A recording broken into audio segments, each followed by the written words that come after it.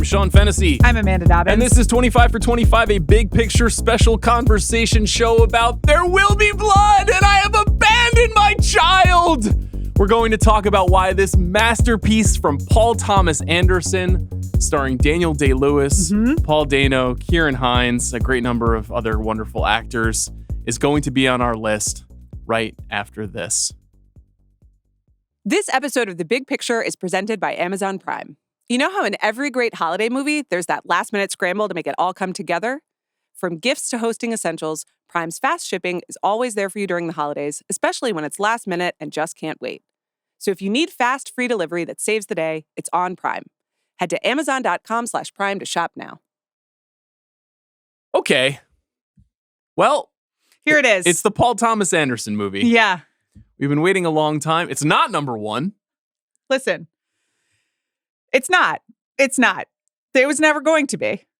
Are we sure about that? Are we sure about that? I'm sure about that. Okay. And I think that most people who have engaged in the sport of guessing what the final movies on this list would be and the order in which they would be arranged. Yes. They've been saying number 2, There Will Be Blood. Yeah. Number 1, Boss Baby. Yes, they have figured out that there is a different number 1. Mm-hmm. And I guess close observers of the show will understand that this is a list between us. And so this is, this got bumped up from 3 to 2. Mm-hmm. In a different world, it could be number 1. Maybe on your list, It would be number 1. But this is a collective list. It is. I do also want to reiterate, as we have said for the past 10 to 15 to 25 episodes, we have like passed the point of numbers, Sure. We are beyond rankings. Post-math. Yes, Yeah. we are just here swimming in pure cinema. This is vibes. These are only vibes. There's no greater vibe than There Will Be Blood to me. If this were my list alone, this would be my number 1. This is, to me, the absolute pinnacle of 21st century filmmaking. Great many reasons for that, and we can talk about them here today. This film is shot, as many of the PTA movies from this period were, by Robert Elswit. The music is by Johnny Greenwood. It was a modest financial success. It made $76 million on a $25 million budget. It came after a long period off for PTA. He took a 5-year gap between Punch Drunk Love and this film, and you can see it as a kind of evolution, a change in tone and style that I think kind of carries through today to the film that he released this year. Couple of data points on this movie. It is sort of based on Oil by Upton Sinclair, a novel about the rise of the oil baron and oil proliferation in this country. Paul Dano originally only supposed to have a small part in this movie, which I think is very notable for a variety of reasons we will talk about in this episode. But he was just supposed to play Paul Sunday, the character we see early in the film. Right. And the two brothers were not meant to be twins. And after the actor Kel O'Neill was fired from the movie, Dano slid into both roles. Pretty critical twist of fate there, yes. I would say. I'm not saying the movie would have been unsuccessful if that had not happened, but I do think we see it a little bit differently. Yeah. Dano had 4 days to prepare for the role of Eli. That sounds hard because he's playing an evangelical preacher opposite Daniel Day-Lewis. They are different characters. There are a lot of words in those speeches. Yes. Dylan Frazier, the young boy who plays H.W. Plainview, Daniel Plainview, the oil baron's young son, not a professional actor, plucked out of a Texas school, never acted again. This is the only time he's ever been on screen, which is fascinating. The movie itself, I think most people listening know the story, but I'll share the shape of it just in case if you haven't seen There Will Be Blood. I cannot believe you listen to this show, candidly. Ruthless silver miner turned oil prospector Daniel Plainview moves to oil-rich California. Using his adopted son, H.W., to project a trustworthy family man image, Plainview cons local landowners into selling him their valuable properties for a pittance. However, local preacher Eli Sunday suspects Plainview's motives and intentions, starts a slow-burning feud that threatens both their lives. So there's the obvious stuff about why this movie is considered a masterpiece and a thematic well full of black gold. Like there is a lot pun intended. Yes, there is a lot of seepage on the surface, right? There is these two twin powers of the idea of America. There's money and industry, and then there's God and religion and the clash. Yes. And I like those things about the movie. I think they're well drawn. I think they're properly over dramatic. big, grand, at times silly and preposterous. It's not my favorite thing about the movie. And I don't think it's the thing that distinguishes the movie. But you need something this big, I think, to leaven it with all of the other things that make the movie so enjoyable, in my opinion. Yes, it is. It's taking on, this is Paul Thomas Anderson's capital I, important movie. And it is taking on the themes of, America and capitalism and ambition and fathers and sons that, and California and everything that is potent in his work, but also in quote unquote important film history.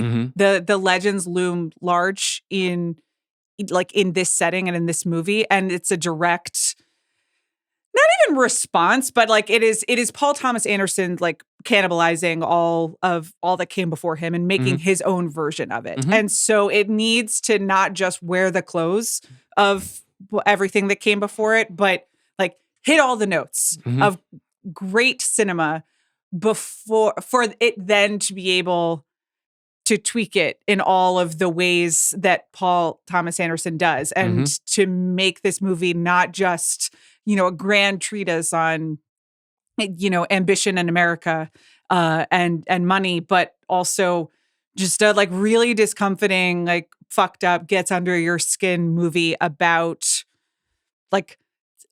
a person, and maybe a person who lurks in all of us, but also maybe a person who doesn't. And there is, whether you respond, there's an alienation to it that I think is a very powerful part of the film as well. But it has to be weird for, and it is weird despite being, in the grand Western tradition. That's right. I think it has a lot of hallmarks of those kind of settler town westerns and those big important period films about the evolution of something critical to the country. But it also is basically a gothic horror film and a comedy. And him very comfortably mashing those things up. I think you're right. I think he's, ingesting John Ford and D.W. Griffith and John Huston and Terrence Malick and Michael Cimino, all those directors and the kind of the vision of America that they had, the way that they saw the West is a part of this. But I don't feel their tone or their sense of characterization in the same way. I think it's very different. I think there's something simultaneously very funny and very malevolent in this movie. There's a real darkness. One thing that struck me last night, though, if we're just staying on some of the heavy theme stuff, I'm not sure if I personally ever read this movie as a post 9/11 movie, but I think it makes a lot of sense in that context. By making an oil movie while we're entrenched in all of these foreign wars in the aftermath of 9/11. And I'm not sure how much of that was Anderson's intention when he was putting the movie together, but his previous 4 films before this are all, either relatively recent history or contemporarily set California, LA family stories. And this movie is much bigger, much more politicized, much more potently politicized about systems. Boogie Nights kind of is a system movie, but it's this much more of a Clubhouse family movie. And so it's interesting because he's through those first 4 films, he was so garrulous in interviews and he would talk so much about his movies and his intentions and what he was thinking. Right. And he kind of just stopped explaining himself when this movie came around. And so I think it lends itself to a lot of interpretation. And I do think there's something about oil being this the ultimate corrupting force in the history of the country, that in terms of its modernization and in terms of the rise of a specific kind of capitalism, throughout U.S. history, there is a long history of socialism in certain segments of the population. And once this starts to happen at the turn of the 20th century, a lot of that stuff starts to get scrubbed out of our society. And so I don't think that is necessarily the overarching point of the movie, but I do see it in a slightly different way than when I saw it in 2007, where I was just so swept up in the grandeur, in the majesty. And great movies can withstand this kind of thing, where you look at it from a slightly different prism. Even when we did the Rewatchables episode about it a couple of years ago, I wasn't really thinking about it that way. And maybe I see it a little bit differently in the light of day. Do you think that it has anything to do with the fact that the last movie on our list was 25th Hour and is, the 9/11 movie in question. And we are thinking about, without spoiling the last movie, though, if you've been paying attention, you can guess it. Mm-hmm. We've been thinking about them as a trilogy about our country and about America. Yeah. And this is a very American list. We are children of Hollywood in the 80s and 90s. Yeah. Like, we're sorry. We're sorry both for that. I'm not sorry. I'm sorry for America. Let me just put that out there right now. Yeah, Yeah. I think it was, I would say that we had like half intentionality, but also just half kind of assumed intent around this trilogy of movies. Mm-hmm. And this is the movie about the past, right? This is a movie about like the original sins and how we kind of got to where we got. And we saw 25th Hour as the kind of like the contemporary version of it when we were coming of age in New York at a certain time in our lives. And then the next film will be about the future. Right. But, and it's Blade Runner 2049. But this didn't he make the cut? Congratulations to him. It's a really fun movie to kind of pick over because the story of America's unsettled, and a movie that wants to be this big can handle it. But I mean, it is a movie about America's past, but it is, forever applicable. Well, when you said something interesting when you said that this man who's in the movie, Daniel Plainview, played by Daniel Day-Lewis, who is this incredibly shrewd, evil, highly ambitious, and accomplished oil magnate. That they're like maybe he's inside of us, or maybe he's like, to me, he's more like he is the American character. That's the thing of like, you're preached this,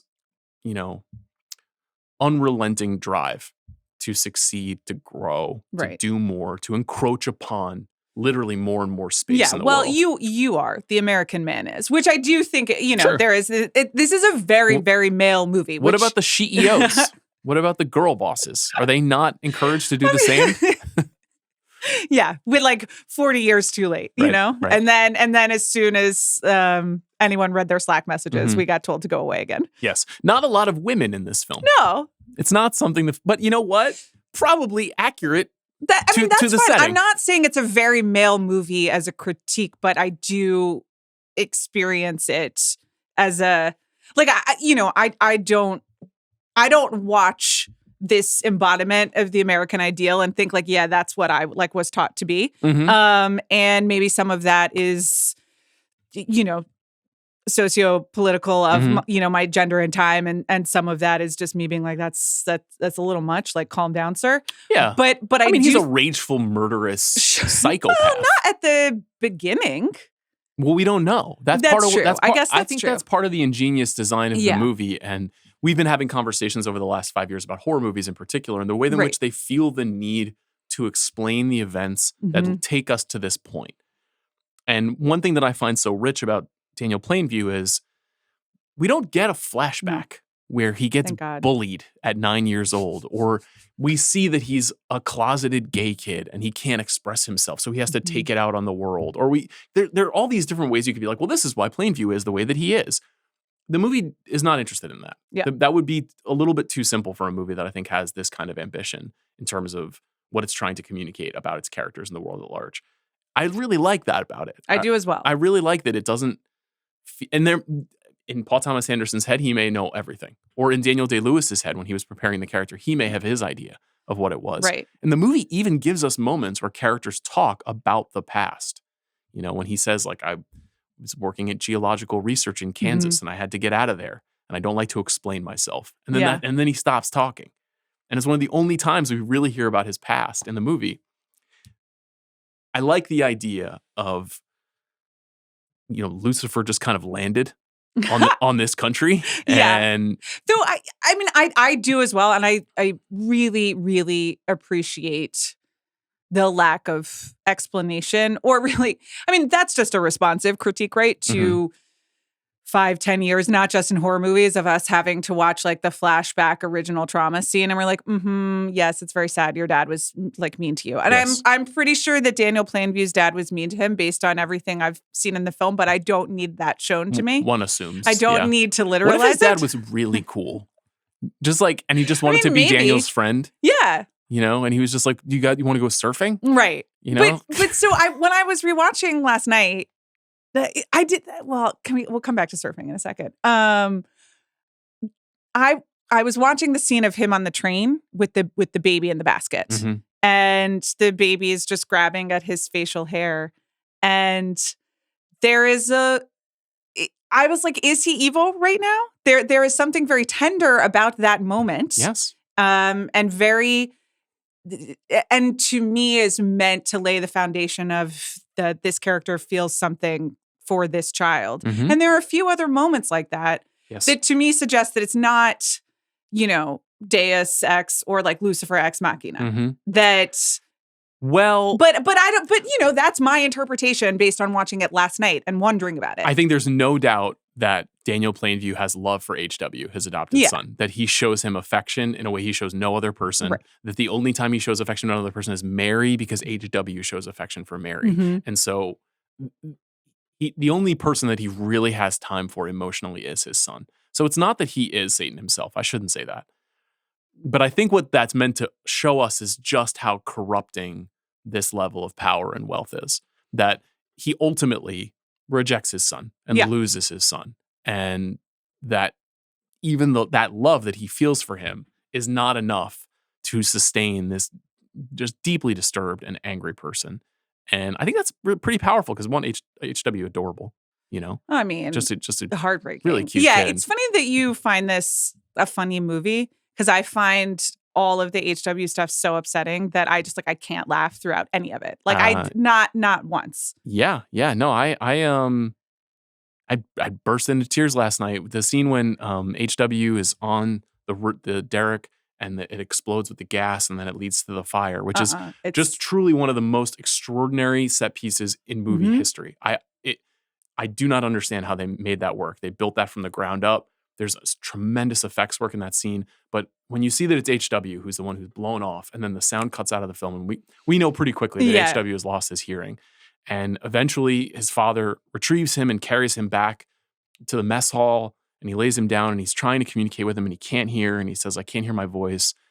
And then when he gets up to leave, to go look at the derrick, and he says, don't leave, don't go. That's crushing. But I think that is the sign ultimately that what's most important to him is outside.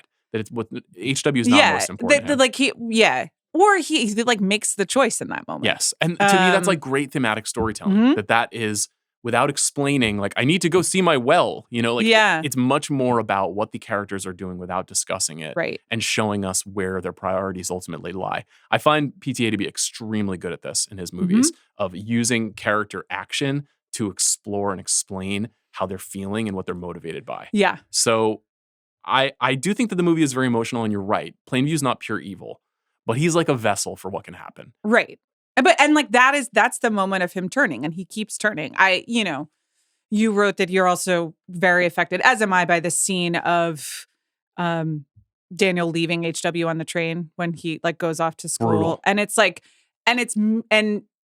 it mirrors the shot of them arriving in Little Boston, where you are on the train and watching them drive through the town. And then this time you're on the train and you suddenly are with Daniel in the car watching the train go by. It's really, really, really upsetting. But then I basically lost it at a scene, a couple scenes later when the Kieran Hines character comes back from dropping him off. And Daniel's like, how big is his room? How big is his room? How big is his room? Which is incredible writing that communicates that there's he's still concerned about something, but what he is concerned about is an expression of what he values at the same time. So he can't quite let go. And it's just a person losing their grip on their value system in real time. Yeah. I mean, the idea that he feels that his values. son deserves accommodations, but he can only really understand it by way of dimensionality. There's not really. It's very powerful when Paul came on the show, on Bill Simmons' show, and I talked with him then with Bill. He explained that he had a newborn child when he was making this movie, and I find that a lot of the relationship between Daniel and HW is informed by that crazy making feeling when a baby just drops into the middle of your life. And that's how this story is explained. Yeah. HW is the son of a man who's killed working alongside Daniel, and Daniel just adopts him.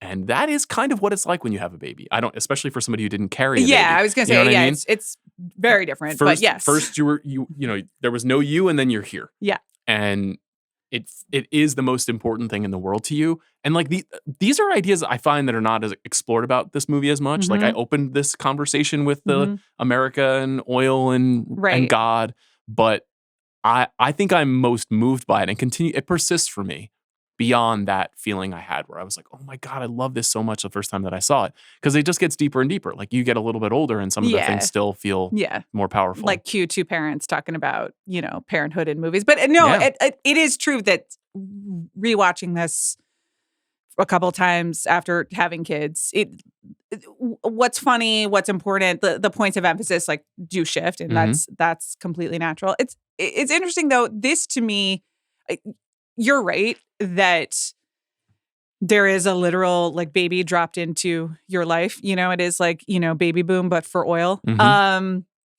And also a film about industry and commerce. Sure, I was going to say. And ambition and success.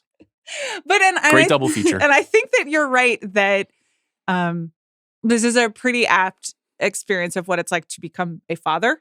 And this person just shows up.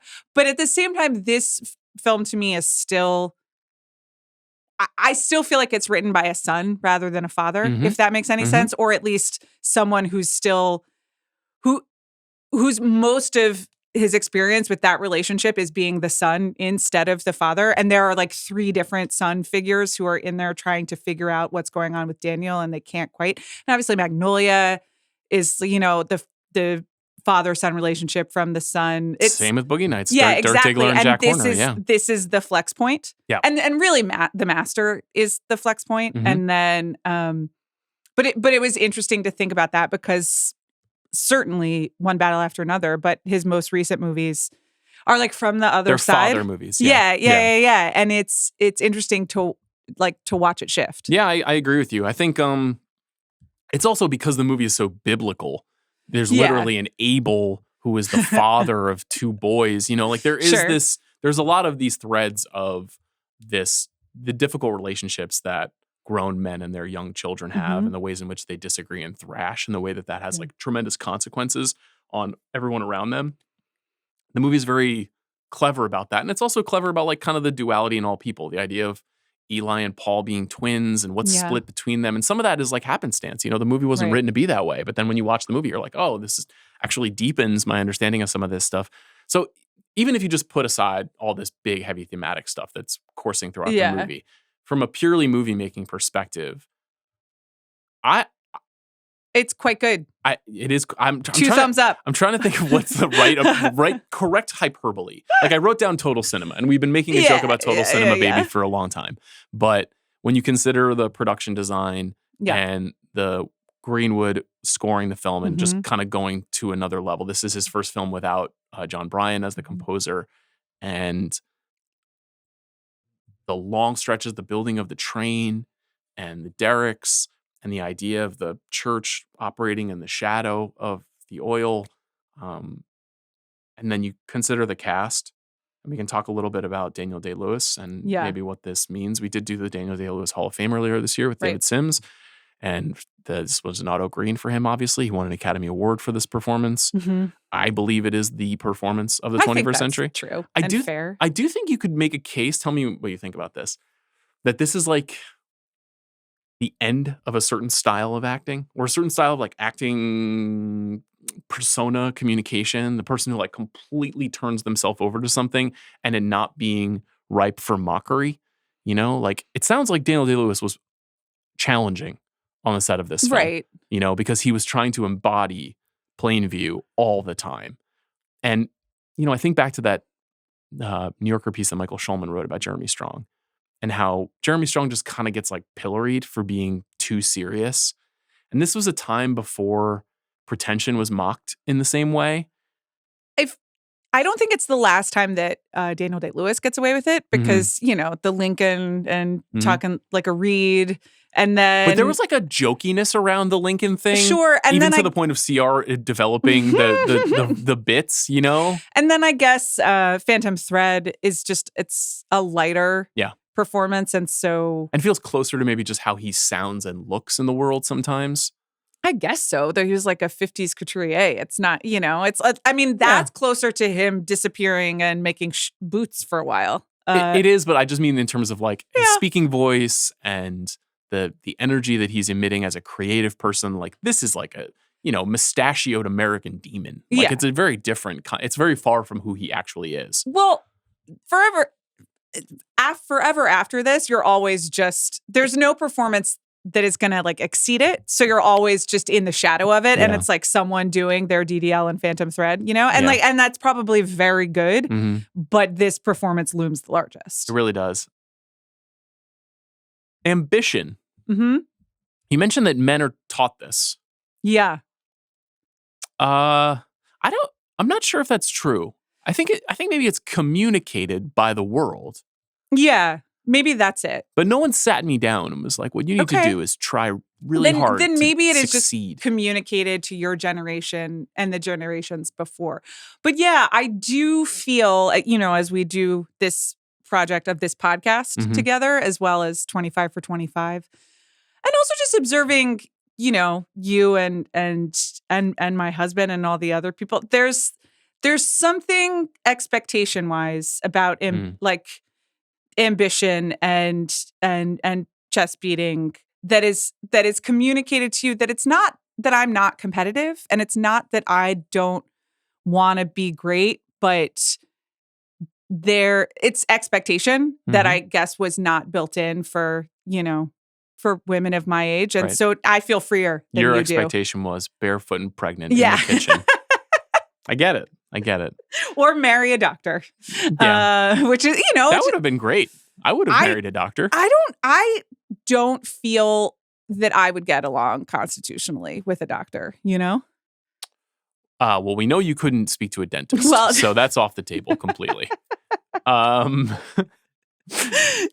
far as Daniel Day-Lewis, like communicating the ambition stuff, I think that he is incredibly good at showing like this relentless drive and then not knowing really what to do with that drive. And so, of course, he becomes an alcoholic and he is constantly looking for another person to use and another person to, yell at and become frustrated with. He does have a few moments where he's kind of more vulnerable. The man who announces himself as his brother comes into his life and he feels like he has someone for a moment that he can confide in and be a little bit more vulnerable, even if he's explaining how he doesn't like anybody in the world. Yeah. During that amazing scene. That scene is still so brilliant.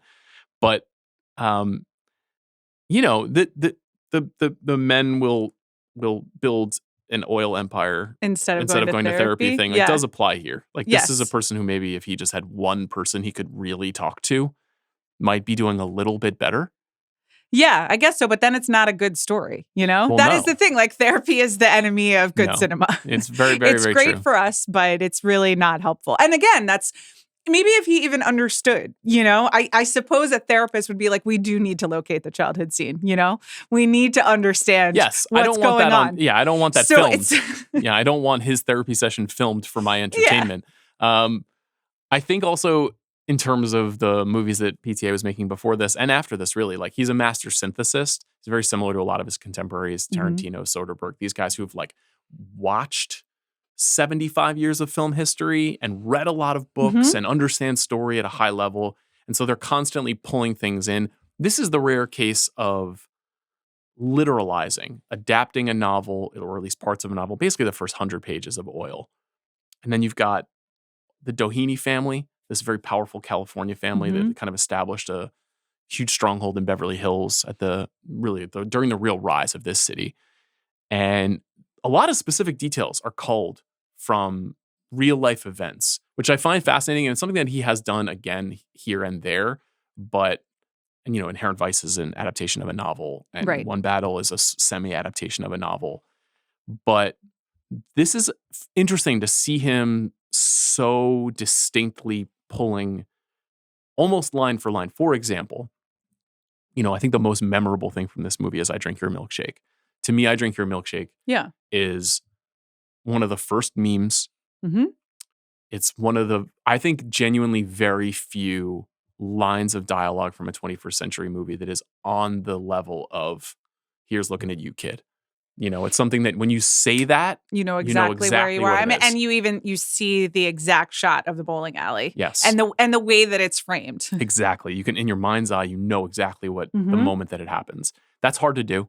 I think part of that is because just like the internet has allowed for us to see those images and those ideas more often, more regularly. I take it back. I Drink Your Milkshake is funny. Like It's hilarious. I don't laugh at that point, but it's really funny. But what's so interesting about that to me is that is pulled directly from a real life testimony during the Teapot Dome scandal. Mm-hmm. A person actually said that. He explained this idea somewhat similarly to what Plainview says about, drainage and, if I drink your milkshake, I pull it all the way over there to my land. And so, like that's a feat of writing to me to kind of bring all those real life ideas and pull them into the space and still make that like entertaining, and really funny. There's a lot of other really funny moments to me in the movie. I'm very fond of saying, yes, I do, which is how Plainview talks when he's being baptized in the Church of the Third Revelation. The Plainview being absolutely hammered when the Standard Oil guys show up to the restaurant when HW is returned home. No, that's really sad. But I guess very funny. It's a physical comedy, and he's like dropping the napkin on his face, and it's played for gags. Yeah. The first 15 minutes of the movie is not funny, which is this incredible silent exploration of a person failing and being literally at the absolute bottom of society. Their own mentality. They're just like on the lowest rung imaginable. And what do you do when you're born into the lowest rung imaginable? It's like, you gotta crawl your way out of the darkness. So, I think for all these reasons, the movie is incredibly special. I do want to talk about Paul Dano. He's been in the news. Sure. For this performance. So Quentin Tarantino went on Bret Easton Ellis's podcast and he talked about how this movie was on his list. That's how all great sentences start. Absolutely. I'm just putting context around this discussion. But I do think it's worth having because, and I've long held this, as many people have clearly based on the feedback that Paul Dano's been getting. Quentin went on the pod, said that this movie might have been number one for him, if not for Paul Dano, who his performance he felt was very weak, the weakest part of the film. Mm-hmm.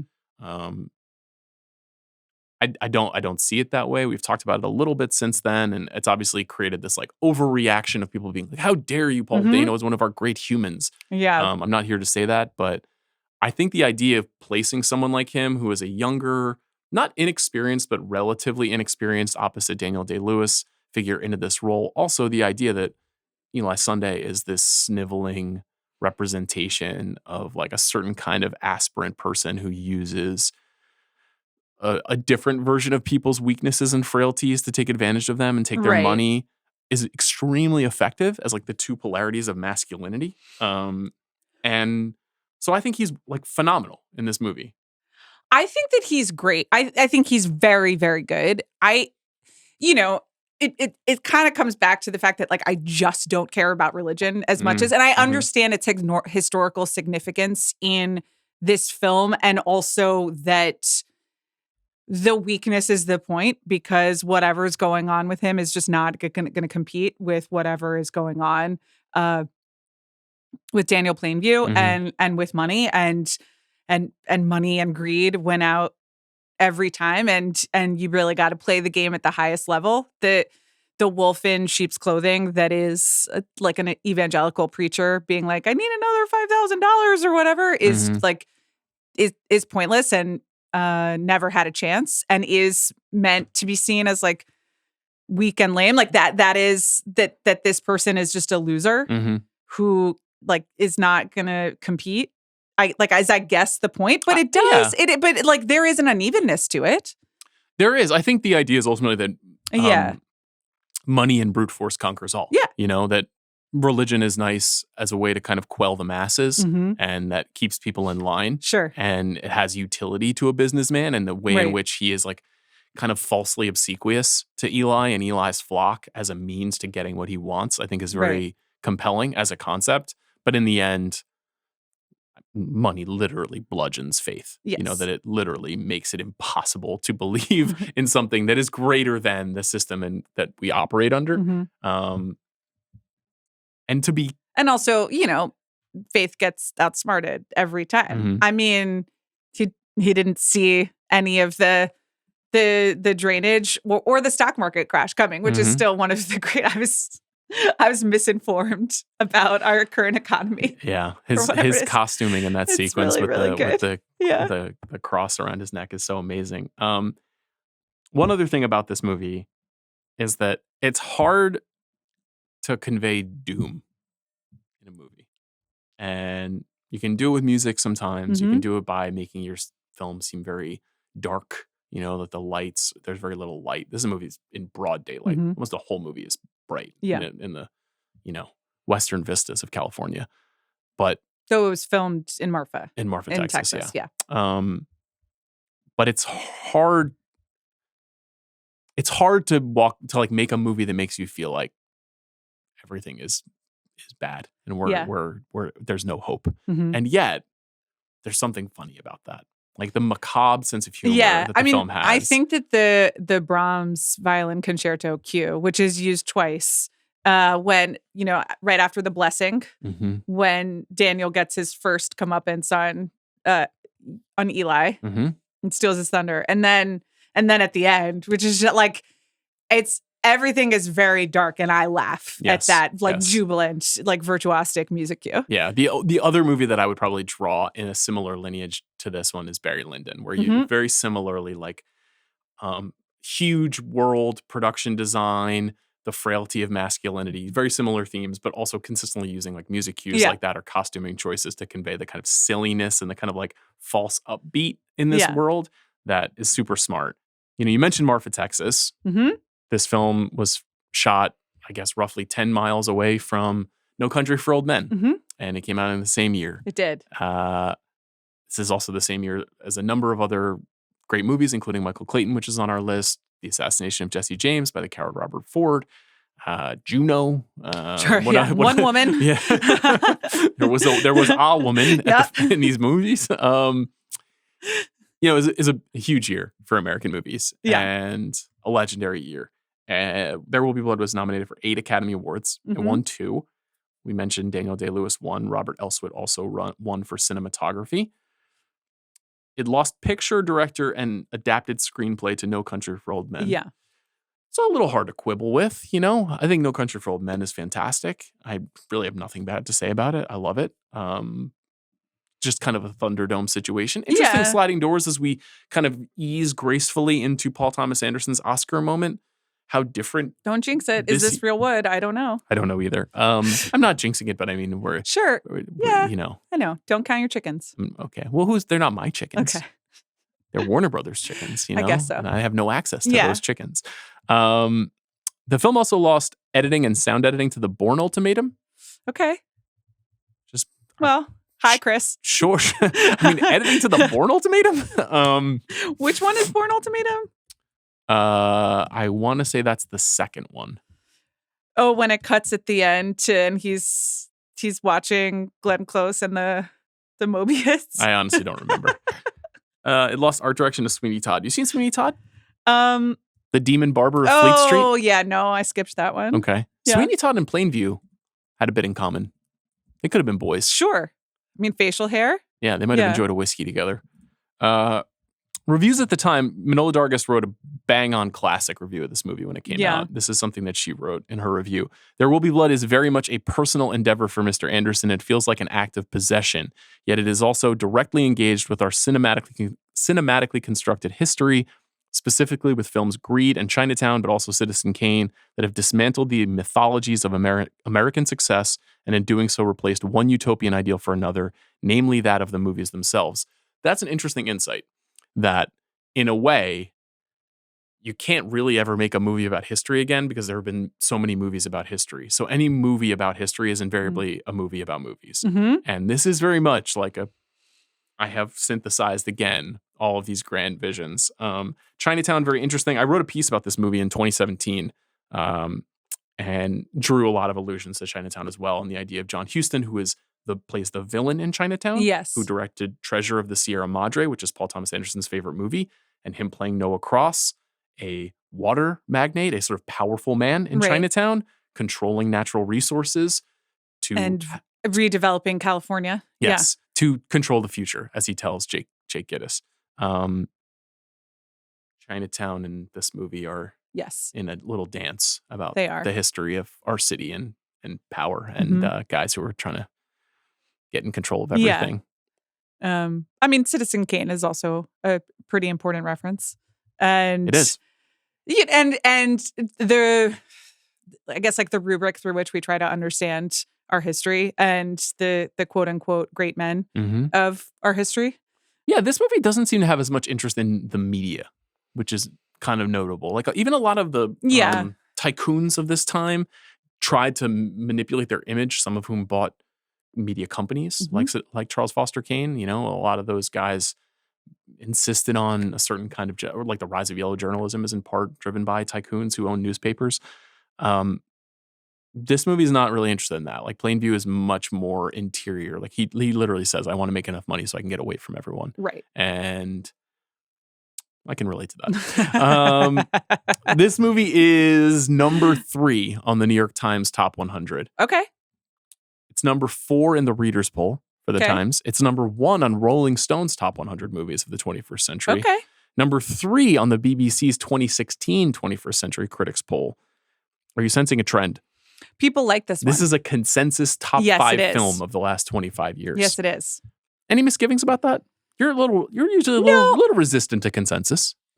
Sure. And it's not my favorite Paul Thomas Anderson movie. In my personal rankings, I think it's, what is it? I think you said 4th. 4th? Because I got Phantom Thread, One Battle, and The Master over this. So let's talk about which Paul Thomas Anderson we picked. This was ultimately your decision. Yes.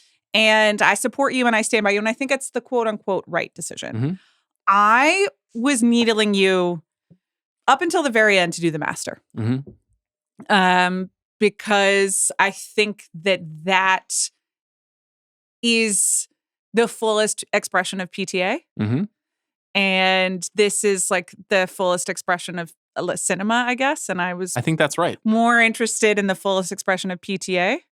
But you know, sometimes on my personal rankings, sometimes you got to be obvious. Sometimes it's not even obvious. Sometimes you gotta say the thing. It's my truth. This is my truth. My truth is that this is my favorite PTA movie, and The Master is my second favorite. Yeah, and that they are a critical pairing. They are like him taking the next step from virtuosic, fast-talking, cool guy in his 20s to grown man trying to elevate himself with his art.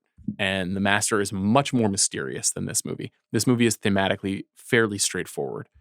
I don't think that makes it any worse. I don't think it makes The Master better to be mysterious. I think a lot of critics will favor The Master because they'll say that there's more to kind of consistently unpack and explore. And I respect that. I understand that. I love to read about The Master. I think it is endlessly rewarding. I just saw it again this year on 70mm at the Egyptian.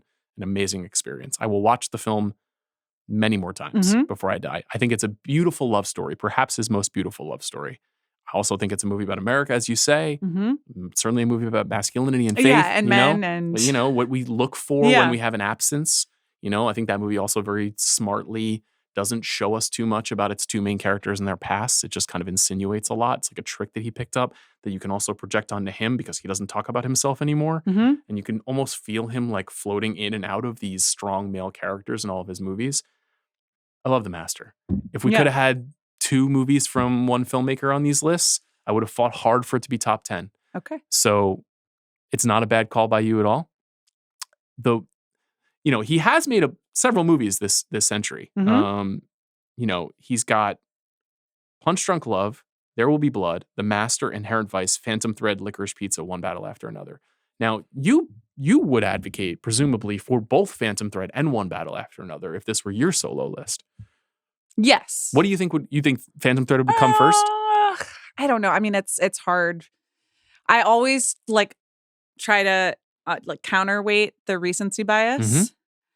But I do think One Battle is pretty spectacular. And One Battle brings in a lot of what is great about There Will Be Blood. I agree. And then brings in both like some of the emotionality, some like more characters, more worldviews, more women, for sure. I mean, some of it is I watched this movie at a distance, and maybe it's meant to be experienced at a distance. I don't think you're like supposed to necessarily be cozy with Daniel Plainview. I think that it's intimate though. The movie is very intimate with him. Sure, but it's also, shot, sweeping and wide, and it is not every movie has to be like something that you personally relate to, right? And so certainly. So even though I find more to connect with than Phantom Thread or One Battle, I understand this, but I think One Battle balances everything that